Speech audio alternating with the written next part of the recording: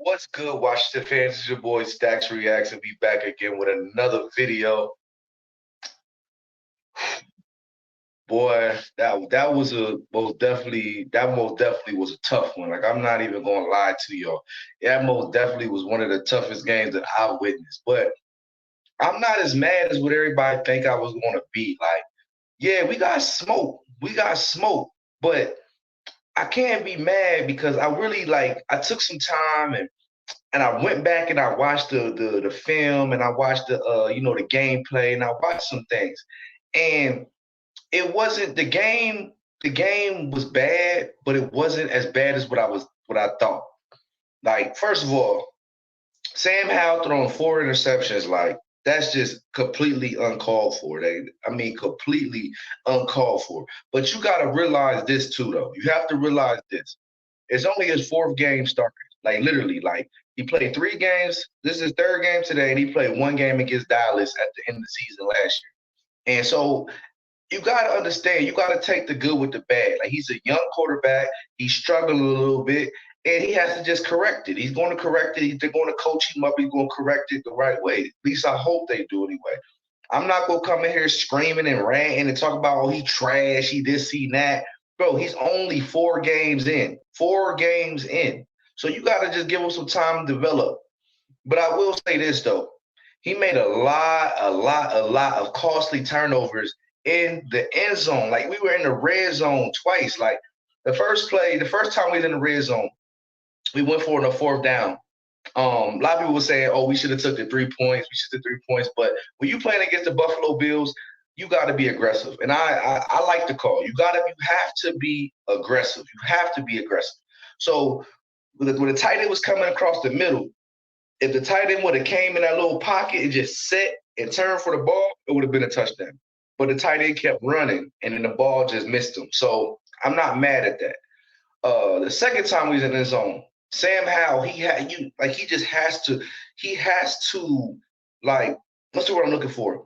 He just has to pay attention to the plays. Like the Bills defense was baiting him into throwing a lot of those balls. He has to see it in his mind that, oh, I got to take the check down. I have to take the check down. Because if you don't take the check down and you're trying to force these balls into pockets that you think is open, they're going to get intercepted. That's the difference between college and NFL. A lot of times when in college, you can throw the receiver open, you can throw the ball and still get them because sometimes talent outweighs the deficiencies of other teams. But in NFL, if you see a person that's open, if you see a receiver, a tight end, a running back, if you see that he's open, it's 9 times out of 10 it's already too late. You have to throw a receiver open, or you got to throw the ball before the receiver turns the ball or turns his head, and he'll catch it. That's how quarterbacks play. You have to anticipate the receiver to be there. You can't wait till he gets open because if you wait till he gets open, it's going to be too late. But I understand it's Sam. Sam, he's like I said, he's 4 games in. We gotta be patient, y'all. We gotta be patient. End of the day, we are still 2-1. We are still 2-1. Like it's not like we're 0-3. It's not like we're 1-2. We're 2-1.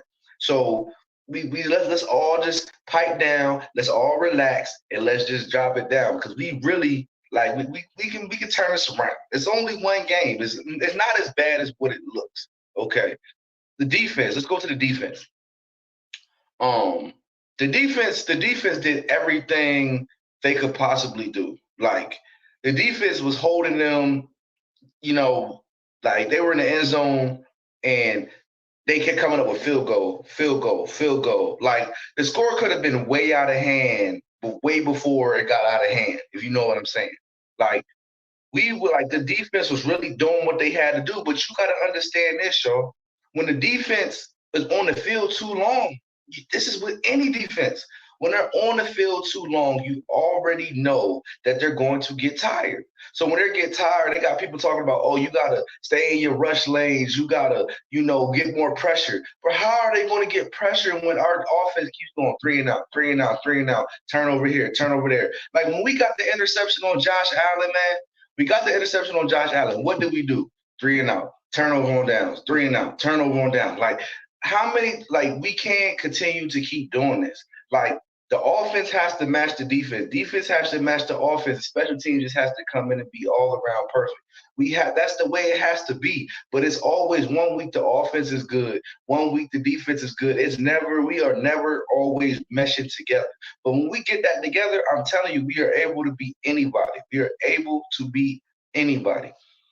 Um, like I said, I can't really say too much about special teams. Special teams didn't. I mean, Joey Sly, he made the field goal, so we didn't get a donut. I was happy about that. Like it was people cheering all in the crowd that we didn't get a donut. I didn't want to be like the Giants. I didn't want to be like the Giants again, like that. How they got beat 40-0. I didn't want to get beat 37-0. So at least we got on the board. We did get on the board, and I'm happy we did that. I am happy that we did do that. So like I said, it's a lot of bad things that you could point out. It's a lot of bad things that you could point out about this game. There's a whole lot of bad things you could point out about this game. But I'm not going to like really downplay it. I'm not going to downplay it, but I'm not going to like say it's nothing. You know what I'm saying? I'm not going to say it's nothing because it is something that has to be corrected. But I'm saying a lot of teams, you got to realize this though. The Bills were in the AFC Championship game how many years in a row? The Bills are a very, very good team. And before we started playing, they would say to us, this will be a prove-it game for Washington. Let's see what Washington is really doing. Let's see how they are moving. Let's see how Washington is going to react to this game.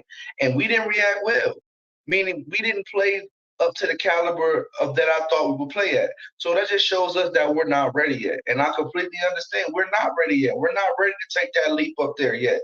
But we can be respectable. We can be respectable. So it's going to come down to that. Oh, yeah. One more thing. Antonio Gibson, man. Antonio Gibson. This man he gotta go, bro. He gotta go. Like it ain't even it's not even. I'm gonna get in the camera when I say this. Antonio Gibson, he needs to go, bro. He needs to go. There's no other way around it, bro. Like this man cannot hold on to the ball.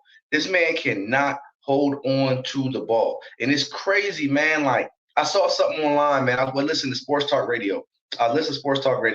And one of the callers called in.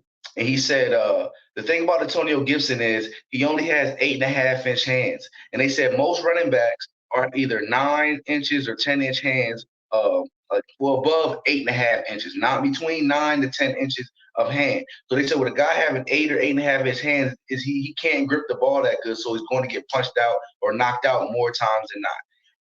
And when I actually sat back and I looked it up, I was like, man, this guy know what he talked about. Like, he's right. Like, the dude was really right. And I was like, you know what?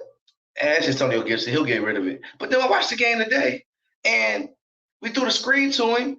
All he had to do was just go down, bro. Like, you're trying to spin. You're going around and rolling. You're trying to spin here, spin there. I get that you're trying to break something and turn something into nothing. But if you could just tell that it wasn't going nowhere, just go down and just try to live another day. But he fumbled. So, like, every week, Eric Bieniemy is losing more and more confidence in him. Every week, Ron Rivera is losing more and more confidence in him. And I feel like that's why every year after we took Antonio Gibson, we drafted a running back. After we took Antonio Gibson, we drafted Brian Robinson. And after that, we took Rodriguez out of Kentucky. Like, we keep drafting running backs after Gibson because Gibson is not a running back. He's a wide receiver that has been turned into a running back. And he's just not that. He's not a running back. They should have left him at receiver. And because him being a running back is just not working. If I had to guess, I believe he might be traded by the trade deadline. I'm just assuming. Like, if somebody calls and says we'll give you a 3rd-round pick for Antonio Gibson, I wouldn't be surprised if they let him go because we still got Jonathan Williams in the practice squad that can moved up. So I wouldn't be surprised if he gets traded by the trade deadline. But overall, it was a straight beatdown. Like, I'm not gonna sugarcoat it. I'm not gonna say that we did anything good. I'm not gonna say I can't really take too much good out of the game. We did a lot of bad. We did more bad than good, but it was straight beatdown. We got our butts kicked. And that's just pretty much the gist of it. Like, there's really not much that you can say about the whole situation because it was just bad. Like, Ron Rivera, and they all said we got to start off fast. But once again, like Washington does, we started off slow.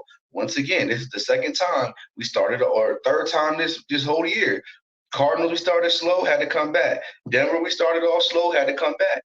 Uh, Bills, we started off slow. It's hard to keep starting off slow and keep having to come back every week. You can't do that with the good teams, and you can see that. That's how it happens. So, well, I guess we'll be okay, man. Like I said, we're on the Philly.